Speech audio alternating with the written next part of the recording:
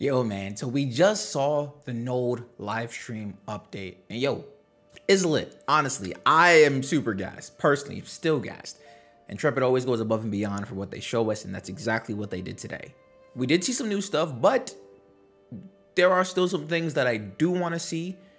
But I mean, we're eating good for right now. So just like with the Freehold update, we got a two-part presentation for the stream. The first was a slideshow or PowerPoint style, and the second was the gameplay. Since this was the node update, what was discussed was the players and building types residing in those nodes, because the players and buildings will be affected the most by this. Starting off with citizenship, you gotta pay your taxes, man. There are several benefits from being a citizen, such as reduced service fees, reduced tax rates, access to relics, which I think is going to be wild depending on the passive abilities that relics are given, and unique vendors. Of course, you can renounce your citizenship from a node as well, but doing that, you'll be set with a cooldown before you can join another node. If your node is destroyed, you'll automatically be able to join another node, and that cooldown won't apply. Hearing all of this, it seems that Intrepid is really trying to hit home that smaller faction feeling, since they don't have real factions. Being part of a node has benefits that are going to help you progress further in your playthrough of Ashes of Creation. It'll make things easier and more accessible for you and the people you decide to play with. Moving on to mayors, they talked about the different ways to become mayor once again. For a scientific node, it's a popular choice of vote. For economic, it's a blind bid auction. Divine is the PvE favor competition, and military is trial by combat. If you're aiming to be mayor, you'll have to decide which route you want to make in terms of accomplishing your goals in Verra. Do you want to be voted in? You have to spread your ideals by word of mouth and by your actions. Do you have a ton of money and just want to pay to win to get the mayor position? Are you a hardcore PvEer and you're down to grind out the quest set aside for that? Or do you want to go about it in a much more brutal manner by taking out others in combat and proving that you're better? For the militaristic node, you can decide who you want to back as mayor and help them in their goal of becoming mayor during a certain time frame in that node. I think this will really be dope to see because the stakes are higher. Mayors get titles, unique mounts, we knew that because of the flying mounts, armor cosmetics, which seems dope, and event abilities, which I want to know more about. Alright, mandates low-key is where it gets a little spicy. Mandates is where, things is changing. This is citizen participation, and through the citizens helping around the node by policy votes, construction, contribution, mayoral commission, mayoral caravan, node war, and node sieges, these mandates will be built up for the mayor. The mayor then uses these mandates for actions for the node. Certain mayoral actions may use up more mandates than others. The mayor will be able to use these mandates for taxes, bypassing policy votes, which is a dangerous one if not used correctly, initiating constructions, building expansions, certain policies, and certain mayoral commissions. Now, if your mayor is doing a great job and that reflects in your node, you'll probably continue to do your actions around your node to generate more mandates. But on the other hand, if your mayor is terrible, they probably won't have as many mandates to put towards whatever they planned on. It's pretty cool balance because it shows that the mayor can't just do whatever they want. They are at the mercy of the people, and I think that's a great system to implement to ensure that people don't trip out too much, because let's be honest, it's gonna happen. There are also mayoral commissions which the mayor can generate, which in turn helps the node and rewards the players. Again, here's that be part of your node and build it up so you can benefit from it. We as players are heavily encouraged to be part of a node, and I think that this is done purposely to aid in the social aspect of the game. Everyone has to work together if you want to get ahead.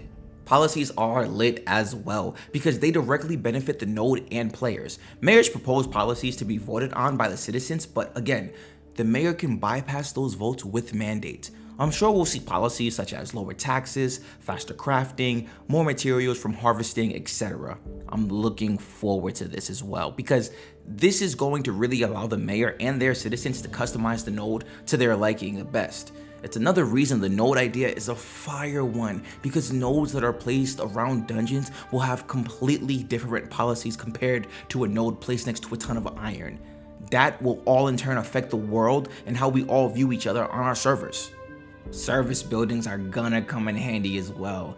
There are a few different types. Active buildings are your artisanships, business, content, and political buildings. Seeing some of these buildings in the node stream really added to the immersion, and it felt great just even watching. Passive buildings are gonna give you those passive benefits.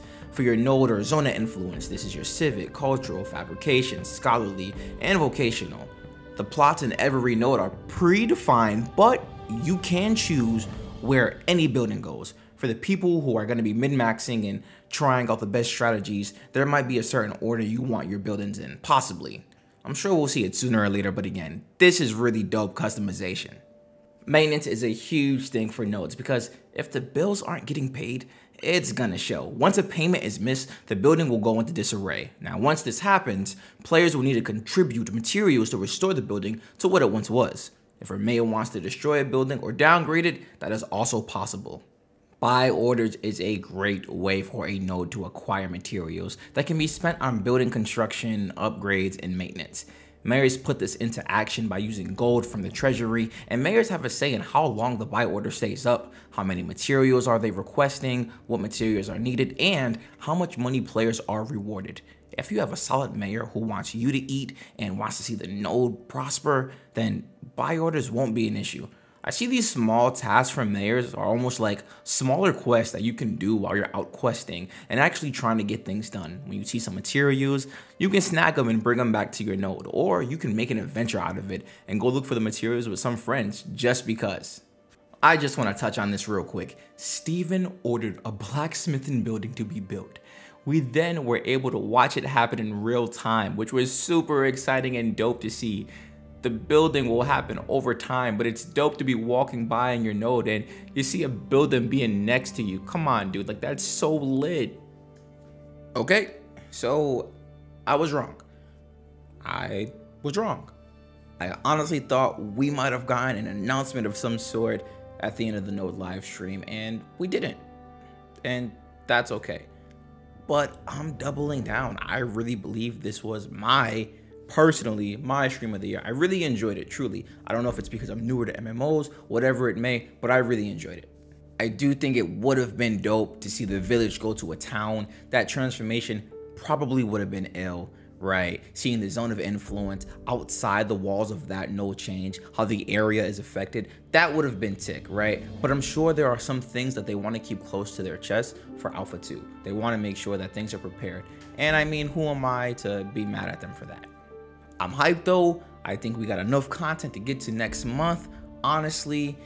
And yeah, I really hope you enjoyed the stream. But if you didn't, please let me know your thoughts in the comment section below. What did you think about the node live stream today? All right. If you're looking for a Discord to join, come kick it with us, man. If you haven't created an Ashes of Creation account yet, feel free to use my link in the description. And if you want to keep up to date with me, feel free to follow me on Twitter and Twitch, where I stream the live monthly updates.